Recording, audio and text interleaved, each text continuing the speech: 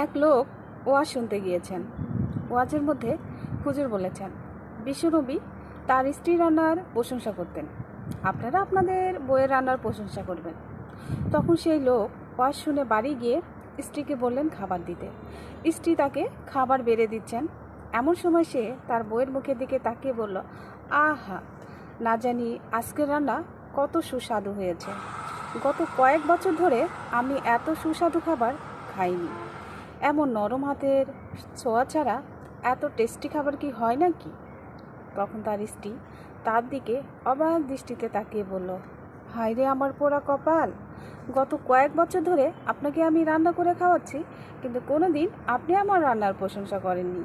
আর আজকে একটু পাশের বাড়ির ভাবির থেকে তরকারি নিয়ে আসছি, আর আপনার কত কায়দার কত রকমের প্রশংসা দেখে গে। আসলে এই গল্প থেকে আমরা এটাই শিক্ষা পাচ্ছি যে কাউকে যদি মন থেকে প্রশংসা না করা যায়, কারো কথায় প্রশংসা করলে এভাবেই ধরা পড়তে হয়।